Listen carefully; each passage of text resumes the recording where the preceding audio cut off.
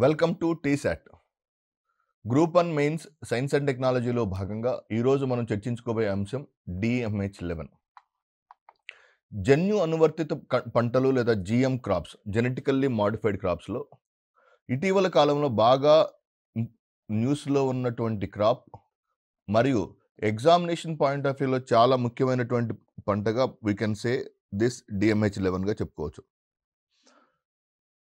దారా mustard hybrid అనే జన్యు అనువర్తిత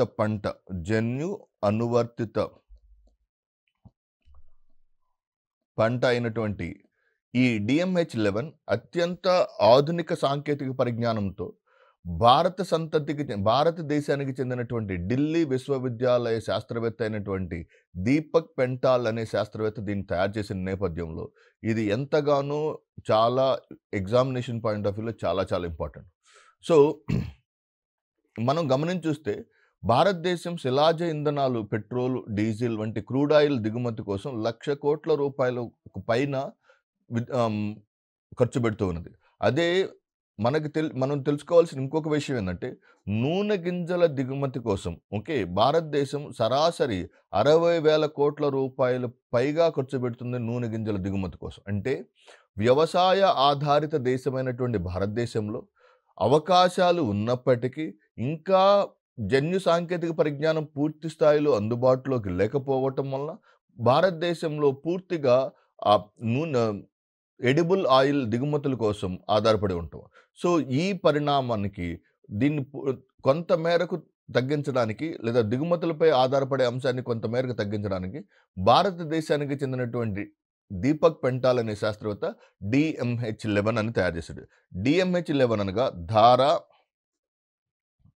మస్టర్డ్ అంటే ఆవాలు మస్టర్డ్ హైబ్రిడ్. సో యాక్చువల్గా మీరు ఇక్కడ గమనించాల్సిన అంశం ఏంటంటే హైబ్రిడ్ వెరైటీ వేరు, జెనెటిక్ ఇంజనీరింగ్ వేరు. కానీ దీపక్ పెంటాల్ చేసినటువంటి గొప్ప ఆవిష్కరణ అంటే హైబ్రిడ్ మరియు జన్యు అనువర్తిత మరియు హైబ్రిడ్ సాంకేతిక పరిజ్ఞానాలను రెండింటిని సమ్మిళితం చేయటం మనం దీంట్లో గమనించవచ్చు.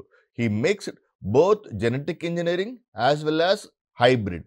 తద్వారా ఫర్ ఎగ్జాంపుల్ BT కాటన్ అంటే genetic engineering, whereas in the case of BT brinjal అంటే జెనెటిక్ ఇంజనీరింగ్. కానీ దీపక్ పెంటాల్ తయారు చేసినటువంటి DMH11 జెనెటిక్ ఇంజనీరింగ్ మరియు హైబ్రిడ్ అనువర్తిత అంశాలతో తయారైంది. అసలు జన్యు అనువర్తిత పంటలు లేదా ఎలా చేస్తారు? సో ఫర్ ఎగ్జాంపుల్ వాంఛిత లక్షణాలు కలిగిన జన్యువులను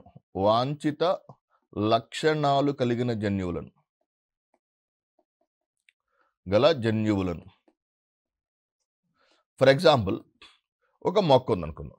ఆ మొక్కలో కాయతొలుచు పురుగు ఉందాం. BT కాటన్ సందర్భంతో చెప్తాను, మీకు బాగా అర్థమవుతుంది. So for example BT cotton లేదా బ్యాసిల్లస్ తురంజెన్సిస్ కాటన్లో సమస్య ఏంది? కాయతొలుచు పురుగు దాన్ని బాగా సమూలంగా నాశనం చేస్తుంది, కాయతొలుచు పురుగు. సో ఎప్పుడైతే ఈ కాయతొలుచు పురుగు నాశనం చేస్తుందో దాన్ని ఓవర్కమ్ చేయడానికి అమెరికా దేశానికి చెందినటువంటి మొనసాంటో అనే సంస్థ BT కాటన్ తయారు చేసింది. BT కాటన్ యొక్క లక్ష్యం పంటలో ఉన్నటువంటి అన్ని పురుగులను సంహరించడం కాదు, పంటలో ఉన్నటువంటి కాయతొలుచు పురుగు నుంచి మాత్రమే పత్తిని కాపాడుతుంది. BT కాటన్లో అన్ని పురుగుల నుంచి BT కాటన్ రక్షించబడదు. BT కాటన్ ఓన్లీ కాయతొలుచు పురుగుల నుంచి మాత్రమే రక్షించబడుతుంది. ఇక్కడ మీరు గమనించాల్సింది ఏంటంటే ఈ కాయతొలుచు పురుగులను చంపేయాలి. కాయతొలుచు పురుగులను చంపేసేదానికి ఉపయోగించినటువంటి BT కాటన్లో ఒక జన్యు సాంకేతిక పరిజ్ఞానం ద్వారా క్రిస్టల్ 1AC అనే ఒక ప్రోటీన్ తయారు చేశారు. ఒక జన్యువును ప్రవేశపెట్టడం ద్వారా, try to understand my dear friends, జన్యువుని ప్రవేశపెట్టామంటే ఆ జన్యువుని ఎందుకు ప్రవేశపెడతాము? జన్యువు ద్వారా ప్రోటీన్ యొక్క ఉత్పత్తిని ఆపవచ్చు. సో ఫర్ ఎగ్జాంపుల్ జన్యువుని ప్రవేశపెడితే వాంఛితమైన జన్యువుని ప్రవేశపెట్టడం ద్వారా వాంఛితమైన ప్రోటీన్ వచ్చి వాంఛిత లక్షణాలు గల మొక్కను ప్రవేశపెట్టచ్చు. ఫర్ ఎగ్జాంపుల్ మనం ఒక మామిడి మొక్కలో బాగా తీయగా ఉండేటువంటి మామిడి ఫలాలను ఇచ్చేటువంటి కాయలను తయారు చేయాలనుకున్నాం. సో దానికి సంబంధించిన ఒక X అనే ప్రోటీన్ వల్ల మామిడికాయలు తీయగా ఉంటుంది. సో X అనే ప్రోటీన్ డైరెక్ట్గా ప్రొడ్యూస్ కాదు. X అనే ప్రోటీన్ ఎవరు ప్రొడ్యూస్ చేస్తారు? Y అనే జన్యువు ప్రవేశపెట్టింది. Y అనే జన్యువు వలన X అనే ప్రోటీన్ వచ్చి ఆ కాయ తీయగా ఉంటుంది. సో ఇక్కడ ఏం చేయాలి? Y అనే జన్యువును, ట్రై టు అండర్స్టాండ్, Y అనే జన్యువును ప్రవేశపెట్టడం ద్వారా X అనే ప్రోటీన్ ఉత్పత్తి చేసి కాయలు తీయగా ఉంటాయి. సో, అంటే జన్యువులను ప్రవేశపెట్టడం ద్వారా వాంఛిత లక్షణాలు అంటే ఎటువంటి జన్యువులను ప్రవేశపెట్టడం ద్వారా వాంఛితమైన జన్యువులను ప్రవేశపెట్టడం ద్వారా వాంఛితమైన లక్షణాలను పొందేటువంటి అత్యాధునికమైన సాంకేతిక పరిజ్ఞానాన్ని జెనెటిక్ ఇంజినీరింగ్ అంటారు. సో, ఫర్ ఎగ్జాంపుల్ బీటీ కాటన్‌లో ఎటువంటి జన్యువులను ప్రవేశపెట్టాడు? క్రిస్టల్ 1ఏసీ అనే జన్యువును ప్రవేశపెట్టాడు. క్రై 1ఏసీ అనే జన్యువును ప్రవేశపెట్టాడు. దీని ద్వారా వచ్చినటువంటి ప్రోటీన్‌లు ఏ జీవిని సంహరిస్తున్నాయి? కాయతొలుచు పురుగును. అంటే వాంఛిత లక్షణాలు కలిగిన జన్యువులను ప్రవేశపెట్టడం ద్వారా వాంఛిత వాంఛితపరమైనటువంటి లక్షణాలను మొక్కల్లో ఏర్పాటు చేసుకోవడం, దృగ్విషయంగా మొక్కల్లో కనిపించేటువంటి లక్షణాలను పొందేటువంటి కారణాన్ని లేదా ఆ రకమైనటువంటి అంశాన్ని మనం జెనెటిక్ ఇంజినీరింగ్ లేదా జన్యు అనువర్తిత పంటలు అంటాం. So the same thing happened in BT కాటన్లో. బీటీ కాటన్లో కూడా అదే అంశాన్ని చూసాం. బీటీ కాటన్లో ఏం చేసాము? బ్యాసిల్లస్ తురంజెన్సిస్లో same thing. Whereas in the case of BT బ్రింజాల్లో కూడా same thing. Golden rice for example మీరు ఈ అంశాన్ని చూస్తే గోల్డెన్ రైస్లో మీకు చాలా బాగా అర్థమవుతుంది. గోల్డెన్ రైస్లో ఏం చేసాం? What happened in golden rice అంటే గోల్డెన్ రైస్లో ఐరన్ మరియు విటమిన్ ఏ. ఐరన్ మరియు విటమిన్ ఏ. ఐరన్ మరియు విటమిన్ ఏలు ఎలా తయారవుతాయి? ఐరన్ను ఉత్పత్తి చేయడానికి ఎంజైమ్లు కావాలి. ఐరన్ ఉత్పత్తి చేయడానికి ఎంజైమ్ కావాలి. So try to understand. ఈ ఫ్లో అర్థమైతే మీకు మొత్తం కాన్సెప్ట్ అంతా అర్థమవుతుందన్న. సో ఎంజైమ్ కావాలి. ఎంజైమ్ రసాయనికంగా ఎవరితో తయారవుతుంది? ప్రోటీన్లతో తయారవుతుంది. ఓకే, ప్రోటీన్లను ఎవరు తయారు చేస్తున్నారు? జన్యువులు తయారు చేస్తున్నాయి. అంటే మనం ఒక వరి మొక్కలోకి ఒక జన్యువును ప్రవేశపెడితే ఆ మొక్క జన్యువు నుంచి ప్రోటీన్లు వస్తాయి. ప్రోటీన్ ద్వారా ఎంజైమ్ తయారవుతుంది. ఎంజైమ్లు ఐరన్ ఉత్పత్తికి దోహదం చేస్తాయి. The scenario. జన్యువుల నుంచి ప్రోటీన్లు వస్తాయి. ప్రోటీన్ నుంచి ఎంజైమ్ నుంచి విటమిన్ ఏ వస్తుంది. అంటే ఎంజైమ్లు రసాయనికంగా ప్రోటీన్లతో ఏర్పడినవి కాబట్టి మనం కనుక జన్యువులను మారిస్తే మనకు కావలసినటువంటి ప్రోటీన్లను తయారు చేసుకోవచ్చు. మనం కనుక జన్యువులను మార్చడం ద్వారా మనకు వాంఛితమైనటువంటి ప్రోటీన్లను తయారు చేసుకునేటువంటి లక్షణం ఏర్పడుతుంది. సో ఇక్కడ మీరు గమనించాల్సిన మోస్ట్ ఇంపార్టెంట్ థింగ్ ఏంటంటే వాంఛితమైన జన్యువులను ప్రవేశపెట్టడం ద్వారా వాంఛితమైన లక్షణాలను వాంఛితమైన లక్షణాలను ఏర్పాటు చేసుకునేటువంటి దృగ్విషయాన్ని జెనెటిక్ ఇంజనీరింగ్ లేదా బీటీ కాటన్ లేదా జన్యు అనువర్తిత పంటలు లేదా జన్యు అనువర్తిత జీవులు అని అంటారు. జన్యువులు వాంఛిత లక్షణాలను కలిగిన జన్యువులు. ఇప్పుడు మీకు ఇక్కడ ఇంకొక చిన్న కాన్సెప్ట్. ఫర్ ఎగ్జాంపుల్ మీరు చూస్తే ఇది ఒక వాంఛిత లక్షణాలు కలిగిన జన్యువు అనుకో. ఇది ఒక వాంఛిత లక్షణాలు కలిగిన జన్యువు. ఈ వాంఛిత లక్షణాలు కలిగిన జన్యువుని, సో ఇది రెడ్ కలర్లో ఉంది, వాంఛిత లక్షణాలు కలిగిన జన్యువుని ఆ మొక్కలో కానీ ఏదైనా ఒక మానవునిలో కానీ ఒక జీవిలోకి ప్రత్యక్షంగా ప్రవేశపెట్టలేము. We cannot send it directly to the human beings. మానవునిలో కానీ జీవిలోకి ప్రత్యక్షంగా ప్రవేశపెట్టలేం కాబట్టి ఏం చేస్తారు? ఈ జన్యువుకి ఒక వాహకంతో కలిపి పంపించాలి. ఫర్ ఎగ్జాంపుల్ ఒక వ్యక్తిలో ఒక వాంఛిత లక్షణాలు గల జన్యువుని ప్రవేశపెట్టాం. జన్యువుని తిన్నాడు. జీన్ తిన్న తర్వాత అతని యొక్క జీర్ణాశయంలో హైడ్రోక్లోరిక్ ఆమ్లం ద్వారా ఆ జన్యువు డైజెస్ట్ అయిపోతుంది లేదా నిర్వీర్యం అవుతుంది. అలా కాకుండా ఆ pHని కూడా తట్టుకునేటువంటి ఒక వాహకంలోకి ఈ జన్యువును ప్రవేశపెట్టి ఆ వాహకం మరియు జన్యువు రెండు మానవుల్లోకి వెళ్తే ఆటోమేటిక్గా ఆ జన్యువు చాలా ఘనంగా పనిచేస్తుంది. అంటే ఇక్కడ గమనించాల్సిందంటే ఒక వాహకం తప్పనిసరి. వాంఛిత లక్షణాలు కలిగి జన్యువులను ఒక వాహకం ద్వారా ఒక జీవిలోకి ప్రవేశపెడితే, ఒక వాహకం ద్వారా ఒక జీవిలోకి ప్రవేశపెట్టడాన్ని జెనెటిక్ ఇంజనీరింగ్ అంటాం. సో మనం 1 by 1 స్టెప్ చెప్తున్నాం. సో జన్యువులను కలిగి ఉన్నటువంటి వాంఛిత లక్షణాలు కలిగిన జన్యువులను, సో వాంఛిత లక్షణాలు కలిగిన జన్యువులు, ఇది కరెక్ట్ చేసుకుందాం. వాంఛిత లక్షణాలు కలిగిన జన్యువులను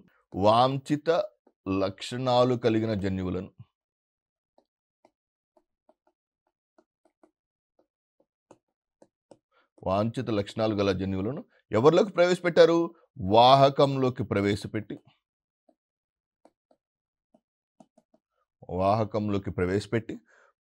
తద్వారా వాంఛిత లక్షణాలను ప్రేరేపించడాన్ని జెనెటిక్ ఇంజనీరింగ్ అంటారు. సో ఇక్కడ మీరు గమనించాల్సింది ఏంటంటే వాహకం, జన్యువు వేరే, వాహకం వేరే.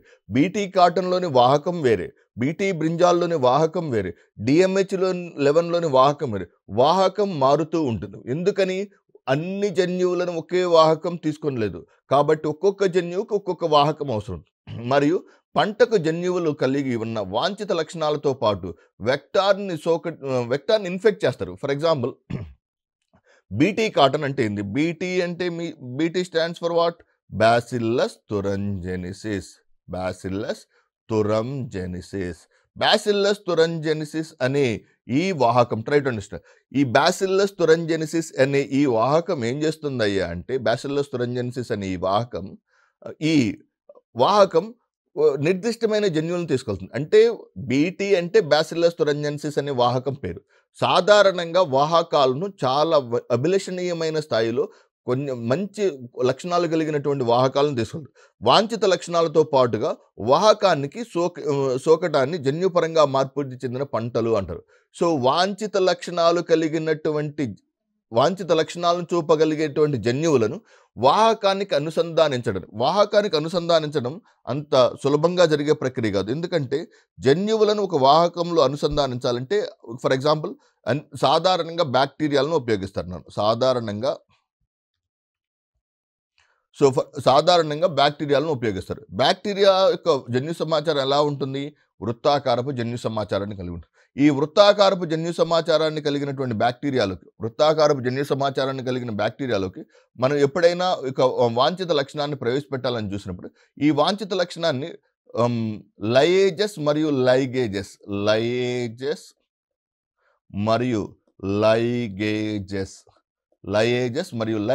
అనే ఎంజైమ్ల సహాయంతో ఆ వాంఛిత లక్షణాలు కలిగిన జన్యువులను ఈ ప్లాస్మిడ్ లేదా బ్యాక్టీరియా యొక్క జన్యు సమాచారంతో అనుసంధానిస్తారు. సో అలా సోకబట్టడానికి, వాహకానికి వాంఛిత లక్షణాలు కలిగిన జన్యువులను అనుసంధానించడాన్ని జెనెటిక్ ఇంజనీరింగ్ లేదా బీటీ కాటన్ లేదా జన్యు అనువర్తిత పంటలు అంటారు. సో ఈ జన్యు 1996 సంవత్సరంలోని 6 దేశాల్లో జన్యుపరంగా మార్పు చెందిన పంటలు పండించబడ్డాయి. కానీ 2009లో జెనెటికల్లీ మాడిఫైడ్ క్రాప్స్ను పండించే దేశాల సంఖ్య గణనీయంగా 25కి పెరిగింది. జెనెటికల్లీ మాడిఫైడ్ పంటల యొక్క ఉదాహరణలు కొన్ని దిగువన చెప్పబడ్డాయి. ఫర్ ఎగ్జాంపుల్, జన్యుపరంగా మార్పు చెందిన మొక్కజొన్న, genetical engineering maize. Next larva చీడపీడలను నిరోధిస్తుంది. జెనెటికల్లీ ఇంజనీరింగ్ సోయాబీన్, ఇది కలుపు వంటి వాటికి నిరోధకాన్ని కలిగి ఉంది. సో ఫర్ ఎగ్జాంపుల్, ఈ మధ్య కాలంలో పత్తిలో బీటీ కాటన్తో పాటుగా హెచ్టీబీటీ కూడా రావటం జరిగింది. HTBT, herbicide tolerant BT cotton. Herbicide tolerant BT cotton అంటారు. హెర్బిసైడ్ టాలరెంట్ బీటీ కాటన్ అంటే, సో ఫర్ ఎగ్జాంపుల్, కలుపు మందు వేసినా సరే, కలుపులు నివారించడానికి మందులు జరుపుతాం కదా, కలుపులు నిర్మూలించడానికి హెర్బిసైడ్ అనే ఒక రసాయనాన్ని ఉపయోగిస్తారు. తద్వారా ఏమవుతుంది? కలుపంతా మాడిపోతుంది. ఫర్ ఎగ్జాంపుల్, కలుపు ఉన్నటువంటి ఒక పెద్ద బాగా పెరిగిన మొక్కల్లోకి హెర్బిసైడ్ని అప్లై చేయడం చాలా వాంఛనీయమైన పరిణామం కాదు. ఎందుకని? అది ఆ కలుపు మొక్కలను చంపుతుంది, దాంతోపాటుగా పత్తి మరియు ఇతర మొక్కలను కూడా చంపుతుంది. సో దానికోసం దాన్ని నిరోధించడానికి శాస్త్రవేత్తలు అభివృద్ధి చేసినటువంటి బీటీ విత్తనం పేరే హెచ్టీబీటీ కాటన్ అంటారు. సో దీన్ని కలుపు మొక్కలకు కూడా నిరోధకాన్ని కలిగినటువంటి సోయాబీన్ ని కూడా జన్యుపరంగా అభివృద్ధి చెందింది. జన్యుపరంగా మార్పు చెందిన మొక్కజొన్న లార్వా చీడపీడలను నిరోధిస్తుంది. జన్యుపరంగా మార్పు చెందిన సోయాబీన్ రౌండప్ వంటి కలుపు కిల్లర్ల నిరోధకతను కలిగి ఉంటాయి. జన్యుపరంగా మార్పు చెందిన మొక్కజొన్న జంతువుల మేతగా మరియు హై ఫ్రక్టోజ్ కార్న్ సిరప్ వలె ఉపయోగపడుతుంది. So genetically engineering maize, genetically engineering genetically modified మొక్కజొన్న ఎక్కువ ఫ్రక్టోజ్ కలిగి కార్న్ సిరప్, మరి మార్కెట్లో లభించే కార్న్ సిరప్ కూడా ఈ మొక్కజొన్న నుంచి తయారు చేసినటువంటిది. జెనెటికల్గా మాడిఫై చేసినటువంటి బీటీ భారతదేశంలో మరియు ఇతర 9 భారతదేశంతో పాటు అనేక దేశాల్లో, ఇప్పుడైతే దాదాపుగా అన్ని దేశాల్లో కూడా బీటీ కాటన్ అమల్లో ఉంది. జన్యుపరంగా అభివృద్ధి చెందిన కనోలా వంట నూనెగా ఉపయోగించబడుతుంది. ప్యాకేజ్డ్ ఆహార పదార్థాల్లో ఎమల్సిఫైయర్గా కూడా ఉపయోగిస్తున్నారు. అంటే ఇన్ని రకాలైనటువంటి అనువర్తనాలు లేదా ఇన్ని రకాలైనటువంటి బీటీ జన్యు అనువర్తిత పంటలు కలవు. మార్పు చెందులు ఎలా తయారు చేయబడతాయి? జెనెటిక్ మార్పు అనేది ఒక జీవి యొక్క జన్యువులోకి వాంఛిత లక్షణాలు కలిగినటువంటి డిఎన్ఏను లేదా వాంఛిత లక్షణాలు కలిగినటువంటి జన్యువును ఒక మొక్కలోకి ప్రవేశపెట్టడాన్ని జెనెటికల్లీ మాడిఫైడ్ క్రాప్ అంటారు. సో, మనం ఇంతకు ముందే చెప్పుకున్నాం. ఒకసారి రివైజ్ చేసుకుందాం. వాంఛిత లక్షణాలు కలిగిన వాంఛిత లక్షణాలు కలిగిన జన్యువులను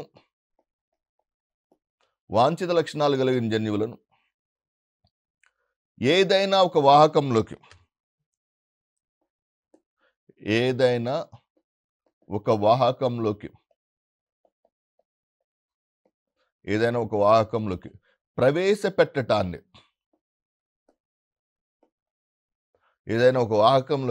ప్రవేశపెట్టడాన్ని జెనెటిక్ ఇంజనీరింగ్ అని అంటారు. జెనెటిక్ ఇంజనీరింగ్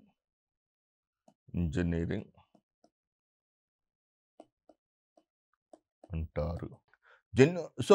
జన్యు మార్పు అనేది ఒక జీవి యొక్క జన్యువులోనికి డిఎన్ఏ చూపించే ఒక సాంకేతిక పరిజ్ఞానం. ఇది ఒక మొక్కను జెనెటికల్లీ మాడిఫైడ్ మొక్కను ఉత్పత్తి చేయడానికి ఎంతగానో దోహదం చేస్తుంది. కొత్త డిఎన్ఏ ఒక మొక్క యొక్క కణాల్లోకి బదిలీ చేయబడుతుంది. ఫర్ ఎగ్జాంపుల్, వాంఛిత లక్షణాలు కలిగినటువంటి జన్యువుని కలిగినటువంటి డిఎన్ఏ ఏం చేస్తుంది? మొక్కలోకి ప్రవేశపెట్టబడుతుంది. మొక్కలోంచి అన్ని కణాల్లోకి, ఫర్ ఎగ్జాంపుల్ ఎలా ఒక మొక్క ఉంది, మొక్క యొక్క అన్ని భాగాల్లోకి వెళ్ళిపోతుంది. మొక్క యొక్క కాండంలోకి వెళ్తుంది, మొక్క యొక్క వేర్లలోకి వెళ్తుంది, మొక్క యొక్క ఆకులు, మొక్క యొక్క అన్ని భాగాల్లోకి వెళ్ళడం జరుగుతుంది.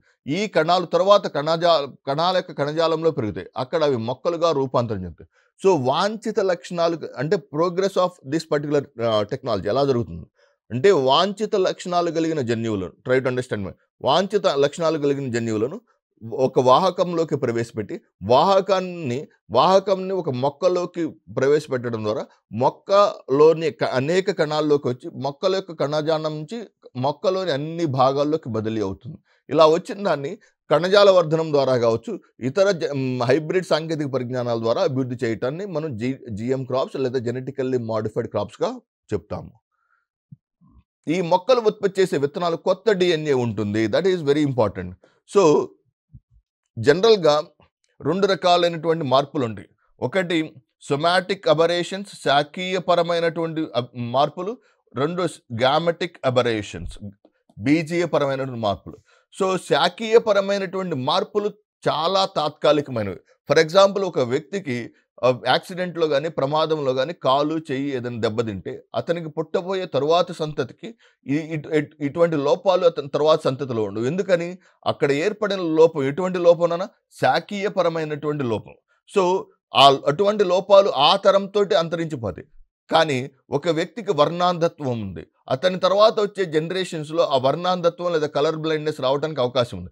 ఒక వ్యక్తికి క్యాన్సర్ ఉంది, అతని తర్వాత తరంలో పిల్లలకు క్యాన్సర్ రావడానికి అవకాశం ఉంది. అంటే అది ఎటువంటి మార్పు? గ్యామెటిక్ మార్పు, అంటే బీజీయపరమైన మార్పుగా మనం చెప్పవచ్చు. సో, ఈ DMH11 కావచ్చు, బీటీ కాటన్ కావచ్చు, బీటీ బ్రింజాల్లో మనకు కనిపించే మార్పు శాశ్వతమైన మార్పు. ఇది అనేక తరాల పాటు కొనసాగించబడుతుంది. You just try to understand this, my dear friends. అంటే ఈ కాన్సెప్ట్ అంటే సాధారణంగా శాఖీయ కణాలలో ఏర్పడి ఉన్న ఉత్పరివర్తనాలు ఒక తరం వరకే ఉంటాయి. కానీ బీజీయ కణాల్లో ఏర్పడిన మార్పులు లేదా ఉత్పరివర్తనాలు అనేక తరాల పాటు కొనసాగించబడతాయి. సో, దీన్ని ఈ విధంగా జన్యువులను, ఒక వాంఛిత లక్షణాలు కలిగిన జన్యువులను లేదా వాంఛిత లక్షణాలను చూపగలిగిన జన్యువులను ఒక వాహకంలోకి ప్రవేశపెట్టడానికి జెనెటిక్ ఇంజనీరింగ్ లేదా జెనెటిక్ నైవ్స్, జెనెటిక్ సిజర్స్ను ఉపయోగిస్తారు. ఇతర జెనెటిక్ ఇంజనీరింగ్ పద్ధతులు ఎలక్ట్రోపోరేషన్, మైక్రో ఇంజెక్షన్ మరియు ఆగ్రోబ్యాక్టీరియం ఉపయోగించి వాంఛిత లక్షణాలు కలిగిన జన్యువులను ప్రవేశపెడతారు.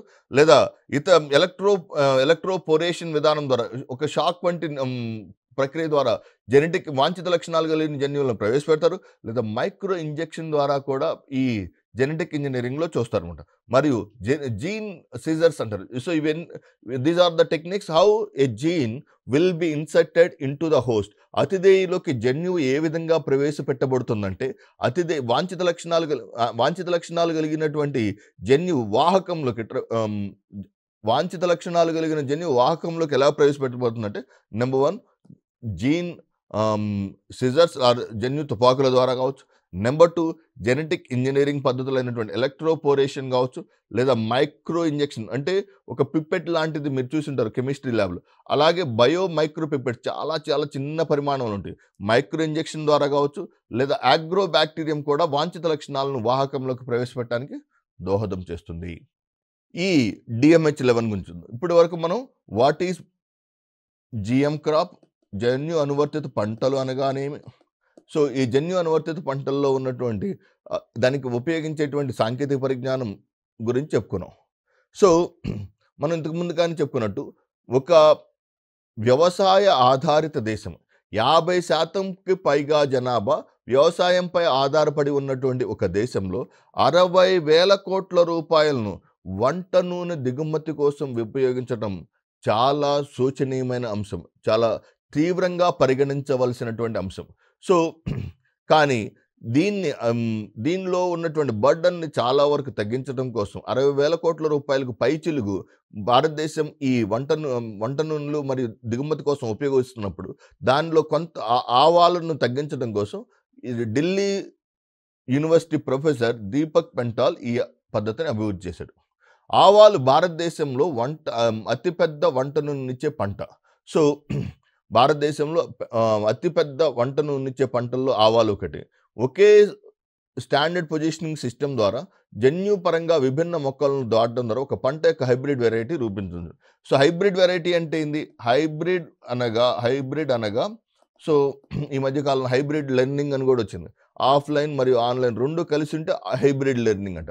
అలాగే రెండు విభిన్నమైనటువంటి లక్షణాలు కలిగినటువంటి మొక్కలు. సో ఫర్ ఎగ్జాంపుల్ ఒక మామిడికాయ నువ్వు బాగా తినాలనుకుంటున్నావు. మామిడికాయను ఎటువంటి మామిడికాయ కావాలి? సో బాగా తియ్యగా ఉన్న ఒక చెట్టు ఏమో బాగా తియ్యనైనటువంటి మామిడిని ఇస్తుంది, ఒక చెట్టు ఏమో తక్కువ తియ్యగా ఉంది కానీ విత్తనం లేదనుకోండి. అప్పుడు ఆ రెండింటి యొక్క పుప్పటి రేణువులను సంకరణం చేయటం ద్వారా వచ్చినటువంటి కొత్త కాయ బాగా తియ్యగా ఉంటుంది, విత్తనం లేకుండా ఉంటుంది అనుకుందాం. ఆ మెకానిజంని ఏమనొచ్చు మనం హైబ్రిడ్ అంటాం. సో మిర్చిలో చూడండి, కొన్ని మిర్చి చాలా పొడవుగా ఉంటాయి, తియ్యగా కారం ఉండదు, ఘాటు ఉండదు. కొన్ని మిర్చి చాలా చిన్నగా ఉంటుంది, ఘాటు ఉంటుంది. అప్పుడు ఆ రెండింటి మధ్య సంకరణం చేయటాన్ని ఏమంటాము? హైబ్రిడ్ అంటాం. అలాగే రెండు వాంఛిత లక్షణాలు, రెండు డిజైర్డ్ క్యారెక్టర్స్ కలిగినటువంటి మొక్కల యొక్క పుష్పాల మధ్య జరిగే ప్రక్రియను ఏమంటారంటే హైబ్రిడ్ అంటాం.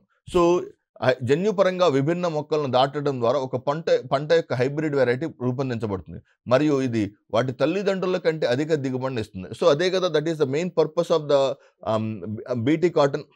కానీ ఆవాలు GM టెక్నాలజీని ఉపయోగించి సహజంగానే ఆవాలు సంకరించబడు. ఎందుకు ఆవాల్లో హైబ్రిడ్ పరిజ్ఞానం ఉండదంటే, ఎందుకు హైబ్రిడ్ పరిజ్ఞానం ఉండదంటే, ఆవాల్లో ఉన్నటువంటి main limitation is nothing but, so ఆవాల్లో బైసెక్షువల్ ఫ్లవర్స్ ఉంటాయి. బైసెక్షువల్ ఫ్లవర్స్ అంటే ఒకే పుష్పంలో స్త్రీ మరియు పురుష సిద్ధ బీజాలు ఉంటాయి, ప్రత్యుత్పత్తి అవయవాలు ఉంటాయి. ఎప్పుడైతే ఒకే పుష్పంలో స్త్రీ మరియు పురుష ప్రత్యుత్పత్తి అవయవాలు ఉంటాయో అక్కడే స్వలింగ సంపర్కం జరుగుతుంది. ఓకే, ఆ మొక్క యొక్క పుప్పొడి ఆ మొక్క యొక్క కిలోగ్రాం పైనే చేరటం జరుగుతుంది. సో ఆవాలు ప్రస్తుత ఉత్తమ రకాల కంటే 30% దిగుబడిని ఇస్తాయి. సో దీనికి బార్నాస్ అండ్ బార్టాస్ అనే రెండు రకాలైనటువంటి సాంకేతిక పరిజ్ఞానాలను ఉపయోగించాడు. సో జాగ్రత్త వినండి. ఏం చేశాడంటే దీపక్ పెంటాల్, సో ఫస్ట్ ఒక ఆవ మొక్కను తీసుకున్నాడు. సో దిస్ ఈజ్ ఏ ఆవాల మొక్క అనుకోండి. సో దీంట్లోకి బార్నాస్ జన్యువును ప్రవేశపెట్టాడు. సో ఈ మొక్కలో ఎటువంటి పుష్పాలు ఉంటాయని చెప్పుకున్నాము? బైసెక్షువల్ ఫ్లవర్స్ ఉంటాయి. అంటే దీంట్లో ఆ పుష్పాల్లో స్త్రీ ప్రత్యుత్పత్తి అవయవాలు మరియు పురుష ప్రత్యుత్పత్తి అవయవాలు రెండు ఉంటాయి. సో అప్పుడు ఏం చేశాడంటే, సో స్వలింగ సంపర్కం జరుగుతుంది కాబట్టి ఈ బార్నాస్ జన్యువును వాహకం ద్వారా ప్రవేశపెట్టాడు. ఎప్పుడైతే బార్నాస్ జన్యువు ఒక వాహకం ద్వారా ప్రవేశపెడుతుందో ఆటోమేటిక్గా ఇది మేల్ స్టెరైల్గా మారుతుంది, పురుష ప్రత్యుత్పత్తి అవయవాలు నిర్వీర్యం చేయబడతాయి. సో ఎప్పుడైతే బార్నాస్ జన్యువు ప్రవేశపెట్టబడుతుందో ఈ మొక్క పూర్తి స్థాయిలో స్త్రీ మొక్కగా మారుతుంది. ఈ మొక్క పూర్తి స్థాయిలో స్త్రీ మొక్కగా మారుతుంది. That is the point you need to understand. So దీనికి వేరొక పుష్పం నుంచి తెచ్చినటువంటి పుప్పొడి రేణువులు, వాంఛిత లక్షణాలు బాగా పెద్ద సైజులో ఉన్నటువంటి ఆవాలు కలిగినటువంటి పుష్పాలు ఏదైనా ఉంటాయి కదా, వాటిని దీంతో సంకరణం చేయడం ద్వారా వాంఛిత లక్షణాలు ఉంటాయి. సో అట్లా బార్నాస్ జన్యువు ద్వారా ఉంటుంది. బార్నాస్ జన్యువు మట్టి ద్వారా వ్యాపించే బ్యాసిల్లస్ అమైలో లిక్విఫేషన్స్ నుంచి వేరు చేయబడుతుంది. సో ఇది ఒక మొక్కలో పుప్పొడి ఉత్పత్తిని బలహీనపరిచే ప్రోటీన్ ఉత్పత్తి చేస్తుంది. ఇది తద్వారా ఏమవుతుంది, మేల్ స్టెరైల్ అవుతుంది. సో పురుష ప్రత్యుత్పత్తి వ్యవస్థలంతా నిర్వీర్యమవుతుంది. స్త్రీ ప్రత్యుత్పత్తి వ్యవస్థలు అప్పుడు పుప్పొడి రేణువుని వేయటం ద్వారా ఏమవుతుంది, అది ఫలదీకరణం జరుగుతుంది. ఈ మగ సూక్ష్మజీవ రహిత రకం బార్నాస్ జన్యువు యొక్క చర్య సో ఇదే రకంగా ఒక బార్నాస్ జన్యువు అనేక తరాల పాటు కొనసాగించబడుతూ ఉంటుంది. ఒకవేళ బార్నాస్ జన్యువు అనేక తరాల పాటు కొనసాగించబడితే ఏమవుతుంది, ఆ మొక్క ఎల్లప్పుడూ స్త్రీ పుష్పాలనే కలిగి ఉంటుంది. ప్రతిసారి ఫలదీకరణం చేయాలంటే కష్టమవుతుంది. అందుకని ఏం చేస్తారంటే, ఒక బార్నాస్ జన్యువు కలిగిన మొక్కకి బార్ స్టార్ జన్యువుని కలిగిన మొక్కతోటి సంకరణం చేస్తారు. ఈ బార్ స్టార్ ఏం చేస్తుందంటే, మొదటి తరంతో బార్నాస్ యొక్క పని అయిపోతుంది కాబట్టి అప్పుడు బార్ స్టార్ వెళ్ళి బార్నాస్ యొక్క చర్యను నిరోధిస్తుంది. సో దట్ ఈస్ వాట్ బార్నాస్ జన్యువు యొక్క చర్యను నిరోధించడానికి బార్ స్టార్ అనే పిలువబడే జన్యువును కలిగి ఉన్న మొక్కతోటి సంకరణం చేయబడుతుంది. Try to understand, I will repeat it నాన్న. ఒక మొక్కలోకి బార్నాస్ జన్యువును ప్రవేశపెట్టడం ద్వారా పురుష ప్రత్యుత్పత్తి అవయవాలు నిర్వీర్యమయ్యాయి. ఎప్పుడైతే అవి పురుష ప్రత్యుత్పత్తి అవయవాలు నిర్వీర్యమైనవి, సో అది స్త్రీ పుష్పంగా పిలువబడుతుంది. సో ఎందుకని, ఈ ఆవాల మొక్కల్లో స్త్రీ మరియు పురుష అవయవాలు ఉంటాయని చెప్పుకున్నాను. సో అది ఆ స్త్రీ ప్రత్యుత్పత్తి అవయవం కలిగిన పుష్పంతో మేల్ పాలెన్ గ్రెయిన్స్ అటాచ్ చేయడం ద్వారా ఆ పుష్పం ఏమవుతుందంటే ఓన్లీ సంకరణం చెందుతుంది. సో ఇప్పుడు దాంట్లో ఒక ఫ్లవర్ రిప్రొడక్షన్ జరిగింది, దానిలో బార్నాస్ జన్యువు ఉంది. ఈ బార్నాస్ జన్యువును వదిలేస్తే అనేక తరాల పాటు కొనసాగించి ఆ బార్నాస్ జన్యువు ఇక ప్రతి తరంలోనూ పుప్పొడి రేణువులు స్ప్రెడ్ చేయాలంటే చాలా కష్టం. కాబట్టి దానికోసం బార్నాస్ జన్యువు యొక్క ఉపయోగం ఓన్లీ ఒక తరం మాత్రమే. తర్వాత తరానికి ఏం చేయాలి, బార్నాస్ జన్యువు స్థానంలో బార్ స్టార్ అనే ఒక జన్యువును ప్రవేశపెట్టాలి. ఏ జన్యువును ప్రవేశపెట్టాలి, బార్ స్టార్. ఇప్పుడు ఈ బార్ స్టార్ ఏం చేస్తుందంటే బార్నాస్ జన్యువును నిర్వీర్యం చేస్తుంది. ఒక్కసారితో అయిపోయింది. సో వన్స్ బార్నాస్ ద్వారా మేల్ స్టెరిలైజేషన్ జరిగిందంటే బార్నాస్ పని అయిపోయినట్టు. సో అప్పుడు ఏం చేయాలి, బార్నాస్ మళ్ళీ అప్పుడు మనం బయటకు తీయాలి. సో బార్నాస్ నిర్వీర్యం చేయడానికి ఏ జన్యువును ప్రవేశపెట్టాడు దీపక్ పంటాల్ అనే శాస్త్రవేత్త, బార్ స్టార్ అనే జన్యువును ప్రవేశపెట్టాడు. బార్ స్టార్ యొక్క ప్రత్యేకమైన లక్షణం ఏంటంటే బార్నాస్ అనే జన్యువును నిర్వీర్యం చేయటం. సో 2 విదేశీ జన్యువులను కలిగి ఉన్న ఫలిత రకం సారవంతమైన మొక్క మరియు ఇది పంట యొక్క దిగుబడిని పెంచుతుంది. ఇది పంట యొక్క దిగుబడిని గణనీయంగా పెరుస్తుంది. బార్నాస్ మరియు బార్ స్టార్ మరియు బార్నాస్ అనే జన్యువులు ప్రయోగాత్మక జంతువుల్లో విషపూరితమైనవి కానీ అలర్జిక్ కానివని నిరూపించబడింది. సో ఇవి తయారైన తర్వాత అనేక రకాలైనటువంటి ప్రయోగశాలలో GESA genetically engineering appraisal committee, భారతదేశానికి చెందినటువంటి పర్యావరణ ministry of environment, forest and climate change వాళ్ళ యొక్క అనుబంధ సంస్థ అయినటువంటి GESA genetically engineering appraisal committee ఏం చెప్పిందంటే, ఈ DMH11 విషపూరితం కాదు, దీంట్లో ఎటువంటి హానికారక అలర్జీ సంబంధ పదార్థాలు లేవు, కనుక ఈ DMH11ని తప్పనిసరిగా ప్రమోట్ చేయండి అని చెప్పింది. 2 విదేశీ జన్యువులను కలిగి ఉన్న ఫలిత రకం సారవంతమైన మొక్క మరియు ఇది పంట యొక్క దిగుబడిని పెంచుతుంది. బార్ స్టార్ మరియు బార్నాస్ జన్యువులు ప్రయోగాత్మక జంతువుల్లో విషపూరితమైనవి మరియు ఇవి అలర్జీవి కానివని నిరూపించడం జరిగింది. ఈ విధంగా DMH11కి సంబంధించినటువంటి సమాచారాన్ని మీరు విస్తృతంగా రాయొచ్చు.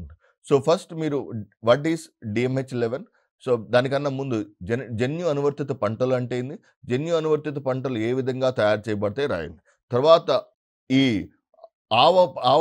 ఆవాలకు సంబంధించినటువంటి ఎడిబుల్ ఆయిల్ ఇంపార్టెన్స్ ఎలా చెప్తారంటే, 60,000 కోట్ల రూపాయలకు పైగా భారతదేశం ఎడిబుల్ ఆయిల్ని దిగుమతి చేసుకోవడానికి ఖర్చు పెడుతుంది. అంత విలువైనటువంటి విదేశీ మారకద్రవ్యం. సో దాన్ని ఓవర్కమ్ చేయడానికి ఢిల్లీ యూనివర్సిటీ ప్రొఫెసర్ దీపక్ పంటాల్ యొక్క బార్ స్టార్ మరియు బార్నాస్ సాంకేతిక పరిజ్ఞానాన్ని ఎక్స్ప్లెయిన్ చేయండి. దెన్ ఎందుకు ఆవాళ్ళు ఇప్పటి వరకు ప్రయోగాలు జరగలేదంటే, ఆవాల్లో ఉన్నటువంటి flower is nothing but bisexual ఉభయలింగ పుష్పం. సో బార్ స్టార్ మరియు బార్నాస్ జన్యువులను వాహకం కావాలి కదా. What is the name of the vector is nothing but bacillus amyloliquefaciens. Bacillus amyloliquefaciens అనే వాహకం ద్వారా జన్యువులను ఒక మొక్క నుంచి మరొక మొక్కలోకి విజయవంతంగా ప్రవేశపెట్టారు. బార్నాస్ మరియు బార్ స్టార్ అనే 2 జన్యువులు, బార్నాస్ ఏమో మేల్ స్టెరిలిటీని కలుగజేస్తుంది, బార్ స్టార్ ఏమో బార్నాస్ని నిరోధిస్తుంది. ఈ విధంగా DMH11 లేదా బీటీ జన్యు అనువర్తిత పంటలకు సంబంధించినటువంటి సమాచారాన్ని మీరు పూర్తి స్థాయిలో 10 మార్కర్స్కి చాలా బాగా ఆన్సర్ చేస్తుంటారు. సో, మీరు ఆ ఇంట్రడక్షన్‌లో మరియు కంక్లూజన్‌లో సాధ్యమైనంత వరకు ప్రమోట్ చే డీఎంహెచ్ 11ని ఆహ్, పాజిటివ్‌గా కంక్లూడ్ చేయడం ద్వారా you can have chance to score more marks. That's it for DMH 11. Thank you very much. Will continue in another session.